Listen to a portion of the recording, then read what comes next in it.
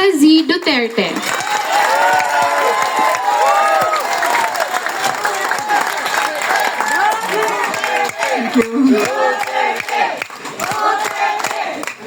Maraming salamat.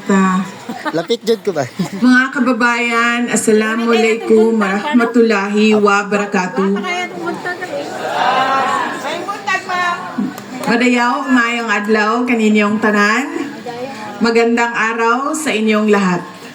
Unahin ko po muna ang aking mga pagpapasalamat. Una po, ang pagpapasalamat natin kay Allah sa Diyos na ibinigay sa atin itong araw na ito para po tayo ay makapagbigay ng rice, food bags para sa mga kababayan natin dito sa Cotabato. Ang susunod na pagpapasalamat ay sa ating barangay kapitana, si Zara, sa kanyang tulong para po mabuo ang ating programa ngayong umaga na ito. Ang susunod na pagpapasalamat po ay para sa ating mga OVP partners and supporters dito sa OVP BARM Satellite Office dahil tumutulong sila lagi para sa ating mga kababayan at sinusuportahan ang mga proyekto at programa ng Office of the Vice President. Maraming salamat sa inyong lahat. At ang susunod na pagpapasalamat ay mula po sa akin para sa aking mga kasamahan sa Office of the Vice President Satellite Office BARM SO. Nagpapasalamat ako sa kanila. Sila po yung nag-organisa, naghanda at gumising ng maaga para mabuo at masagawa ang programa natin ngayong umaga. Sila po ay pinangungunahan ni Pong Abbas, ni Zohaira Abbas. Maraming salamat sa inyo. At ang susunod na pagpapasalamat ay mula po sa akin para sa inyong lahat, mga kababayan namin dito sa Cotabato City, sa BARM, sa inyong patuloy na suporta at pagtitiwala sa akin at sa aking mga kasamahan sa tanggapan ng pangalawang Pangulo. Kahit madami kaming mga pinagdadaanan na mga problema, na mga issue, na mga challenges, pero nandyan pa rin kayo sumusuporta at nagtitiwala sa amin. Maraming salamat. Ang susunod na pagpapasalamat po ay mula kay dating Pangulong Rodrigo Duterte.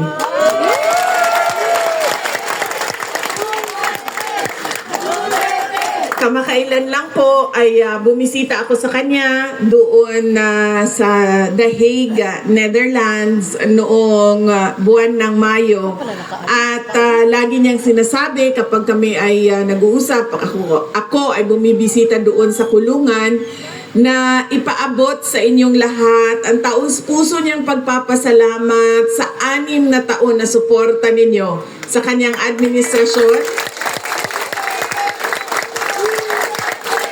At syempre, ang inyong pagdarasal na siya ay makauwi na dito sa ating pinakamamahal na bayan. Maraming salamat sa inyo. Gusto ko rin batiin yung mga kapitbahay natin na nasa kabilang... Ayun.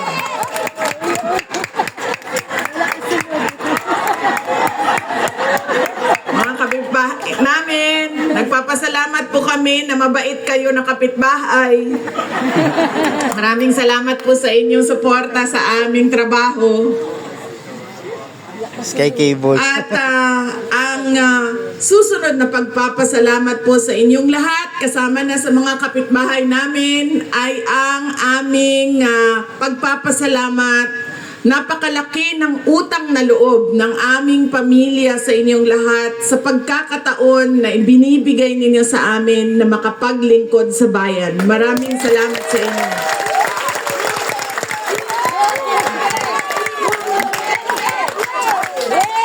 Malaki po.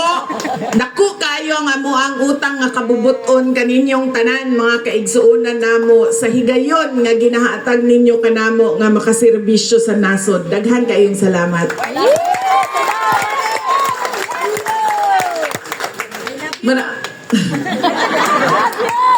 kayo. Maraming salamat sa nakakataba ng puso at nakakapagbigay po ng Yo, Ate Ging. tibay ng loob yung suporta ninyo at nagpapakita po siya na meron pang pag-asa ang ating maraming salamat. Yung atin pong mga senior citizens ay naluluha po, pasensya na at napaiyak po kayo ngayong umaga na ito, pero nagpapasalamat din po talaga ako sa pagtanggap ninyo sa akin dito sa Cotabato City. Maraming salamat sa inyo. Yes. Siyempre magpasalamat din tayo, hindi tayo kinuha ni Lord noong lindol nung nakaraang araw. Malakas ba yung lindol sa inyo dito? No? Sa amin sa Davao din, napakalakas nung lindol. Halos pareho siya nung lindol nung Hello, mamaya na. last year, October nung nakaraang taon. Kung maalala ninyo, yung malakas na lindol nung buwan ng October nung nakaraang taon. At syempre, hindi pa rin ako natuto ang nangyari sa akin. Ganun pa rin kung ano yung nangyari sa akin nung October 2025. Ganun din ang nangyari sa akin ngayong June 2026 na lindol. Ganun pa rin. Maaga kasi siya, di ba? Mga 7:50? Mga 7:50 siya. So, tulog pa yung anak ko dahil wala pang pasok, wala pang eskwela. Tulog pa yung anak ko at nandun ako sa tabi niya. Tapos, nagsimula na yung lindol. Sabi ko sa sarili ko, wala nang kasing lakas pa nung lindol nung nakaraan. And lightning doesn't strike the same place twice. Sabi ko, imposibleng malaking lindol ito. Tapos, dahan-dahan na siyang lumalakas. Na sinabi ko na hinihila ko na ang anak ko, hindi ko siya mahila kasi tulog na tulog siya. At syempre, wala siyang kaalaman sa kung ano ang lindol. Hinihila ko siya. Hindi ko siya mahila sa kama. Binuksan ko yung pinto kasi nakalak, kasi natutulog pa kami. Binuksan ko yung pinto, humingi ako tulong. Sabi ko, pwedeng buhati ninyo yung anak ko para makalabas na tayo. So, lumabas kami. Pero, ito. Wala pa rin akong bra. As usual. Pero natuto na ako. Galing sa nangyari nung nahila ko ang kumot ko. Nahila ko ang kumot ko at yun ang ginamit kong pantakip sa muka ko at sa katawan ko habang nandoon kami sa labas ng bahay. Marami sa ating mga kababayan ang binawian ng buhay sa lindol na yon. At kailangan natin magdasal na sila ay nasa maayos na lugar na ngayon. At marami pa rin ang missing, ang pagkakaalam ko, 7 o 8 yung missing at 36 yung mga namatay sa lindol. Ito yung mga bagay na kahit anong gawin natin, hindi natin alam kung kailan mangyayari at hindi natin alam kung anong mangyayari sa atin. Kaya ang pinaka na paghahanda na pwede nating panlaban, na pwede nating gawin sa mga ganitong tulad na disaster ay ang ating pagiging handa at lagi nating i-practice yung kahandaan na yon. Para hindi tayo matulad kay Inday Sara, nangyari na noon, nangyari pa rin ngayong taon na ito. Maraming mga drills. Sa isang taon, iba't ibang opisina, iba't ibang ahensya ng gobyerno gumagawa ng drills para sa lindol. At ang pinaka una noon na paalala ay protektahan natin ang ating ulo. Dahil posibleng maraming mga mahulog na mga gamit o matumba na mga gamit o mag-collapse na mga building na tatamaan ang ating ulo. Kaya kailangan lagi sinasabi sa atin, duck, cover, and hold. Coveran natin yung ulo natin at huwag tayong tumakbo dahil kapag gumagalaw o nagsishake, umaalog yung lupa, ay posibleng matumba tayo, matamaan na naman ang ulo. So yan yung pinaka na unang paalala dyan. Protektahan natin yung ulo natin sa mga mahulog na mga bagay o posibleng pagkatumba natin.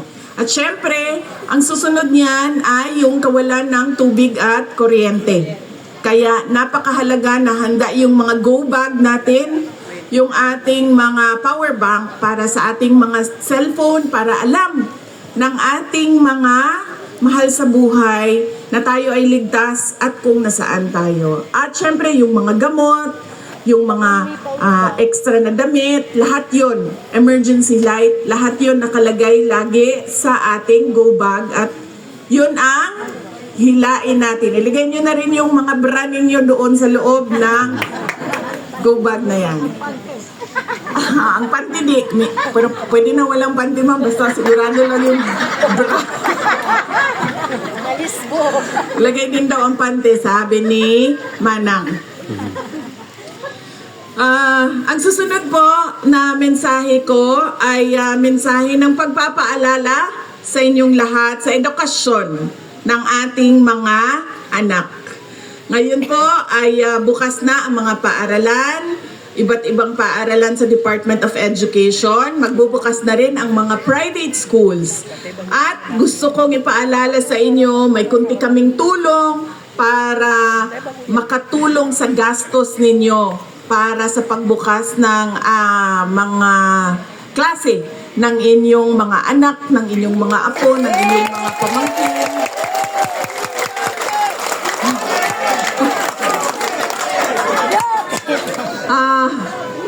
Para sa inyong para sa kanilang pagbubukas ng kanilang klase. At ipaalala ko sa inyo ang kahalagahan ng edukasyon. Lagi kapag nasaan man ako mapunta, sinasabi ko sa kabataan, kaming mga magulang ninyo, nagpapaalala kami lagi na ang edukasyon ang magpapabago sa buhay ninyo. Magpapabago sa ating pamilya. Hindi paulit-ulit o pabalik-balik ang kahirapan sa ating pamilya. Pero sasagutin tayo ng ating mga anak, yung kapitbahay natin, grade 3 lang natapos niyan. Buhay na buhay sila, wala mang problema. Kumakain pa rin, okay pa rin. Gabi-gabi pa rin, lumalabas. Linggo-linggo, okay lang, walang problema. Grade 3 natapos. Grade 8, hindi na siya tumuloy ng kanyang pag-aaral. Nagtrabaho na, okay pa siya. Oo, totoo yan. Buhay tayo lahat. Pare-pareho tayo lahat na humihinga at hihinga. Tapos man tayo ng ating pag-aaral o hindi. Pero kailangan natin ipaintindi sa ating mga anak na napakalaki ng buhay o way of life ng isang tao na nakapagtapos ng pag-aaral at isang tao na grade 2 lang ang natapos niya sa kanyang pag-aaral. Makikita natin yun sa trabaho. Kung ikaw ay natapos ng grade 2, grade 3, minsan may trabaho, minsan walang trabaho. Labor lang. Wala pang seguridad sa kanyang pagtatrabaho kasi pwedeng paalisin, basta-basta na lang. O ayaw na namin sa iyo, umalis ka na dito. Wala kaming pakialam kung anong benepisyo para sa iyo. Kasi kontrata lang tayo. O minsan arawan lang tayo. O minsan oras lang ang ating kontrata. 4 na oras lang ang trabaho mo. Pero Kapag ang anak natin ay nakapagtapos na, sabihin na natin edukasyon, naging teacher siya, o sabihin na natin nurse siya, nakakapagtrabaho siya sa hospital. May kontrata siya, may kasiguraduhan ang kanyang sweldo. May kasiguraduhan ang buwan-buwan niya na natatanggap sa hospital, ang kontrata niya sa hospital o sa paaralan man kung teacher yon. May kasiguraduhan yung kanyang trabaho taon-taon. Kaya kailangan natin ipaintindi yun sa ating mga anak. Dahil kapag bata pa sila, immature pa yung pag-iisip, hindi kaagad nila nakikita kung ano yung nakita na natin lahat. Dahil tayo ang dami na nating pinagdaanan. Nasa ano na tayo? 18 years old. Diba Manong? 18 years old na tayo. Ang dami na nating alam sa buhay. Ang dami nating nakita ng mga kaibigan natin, mga kapitbahay natin, mga kamag-anak natin na patuloy paulit-ulit yung paghihirap. Hindi ko man sinabi na one shot all o isang solusyon lang yan, pero ang edukasyon nakakatulong siya. Yes. Na hindi paulit-ulit pabalik-balik sa pamilya natin ang paghihirap. Nakakaangat yung mga nakakapagtapos sa pag-aaral. Hindi sila hirap araw-araw kung saan nila hanapin ang pambili nila ng bigas. Yan po ang kailangan natin at kailangan namin sa Office of the Vice President ipaintindi at ulit-ulitin sa ating mga kababayan na dasal namin ay umabot doon sa inyong komunidad, umabot doon sa loob ng inyong mga pamamahay. At syempre, ang susunod ko na mensahe ay mensahe ng kapayapaan. Ang edukasyon din nagdadala ng kapayapaan. At ang respeto o pagtanggap natin sa pagkakaiba-iba natin, nagdadala din ng kapayapaan. Magkaiba man ang ating paniniwala sa politika, magkaiba man ang ating paniniwala sa relihiyon, magkaiba man ang ating gender.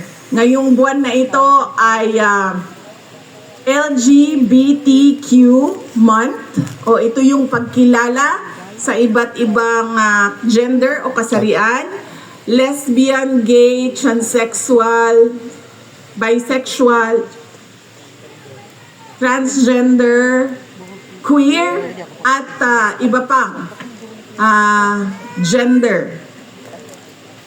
Kung tayo ay marunong magrespeto, mga PWD, marunong magrespeto sa pagkakaiba-iba natin, na hindi tayo pare-pareho talaga. Lahat tayo pinanganak ng Diyos na merong sariling buhay, may sariling paninindigan, may sariling paniniwala, merong kapansanan, walang kapansanan, may ibang kagustuhan sa kasarian, o hindi man kung ano yung pinanganak tayo, kailangan natin tanggapin yon. Lahat yon nagdadala ng kapayapaan sa ating mga pamamahay at sa ating mga komunidad. Kahit ugali, alam nyo, mahirap. Laging pinag-aawayan sa loob ng bahay. Ugali, pagkakaiba ng ugali ng bawat isa na nasa loob ng bahay. Kahit ugali, kailangan natin respetuhin yun.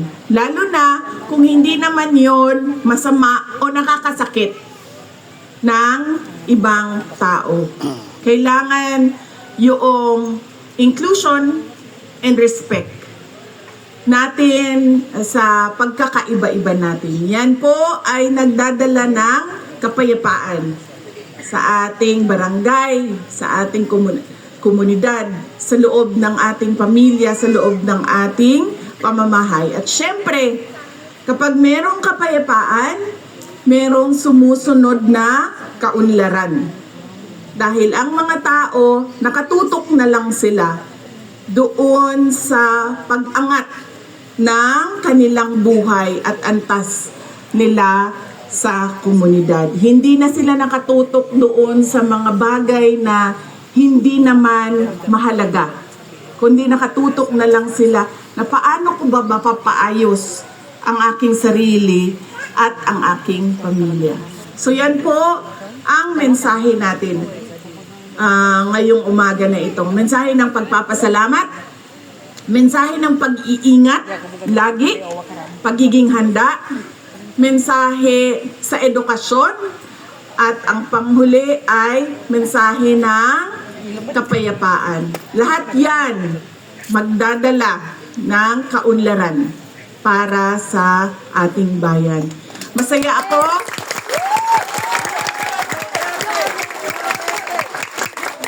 Masaya ako na nakasama ko kayo ngayong umaga na ito. Nagpapasalamat ako sa oras ninyo. Lahat tayo may kailangan na gawin ngayong araw na ito. May trabaho na kailangan na atupagin. Pero tinanggap ninyo yung paanyayan namin na gawin itong distribution at programa natin ngayong umaga na ito. Mga kababayan, ang lahat ng ginagawa natin ay para sa Diyos, sa bayan, at sa bawat pamilyang Pilipino. Thank you very much, Vice President Sara Z. Duterte, for that wonderful message. It is truly an honor and privilege to witness your presence and leadership in this meaningful gathering. We are indeed grateful for your continued support to the people of the Bangsamoro region. We shall now proceed with the photo opportunity in 3 batches, starting with the crowd shot, requesting every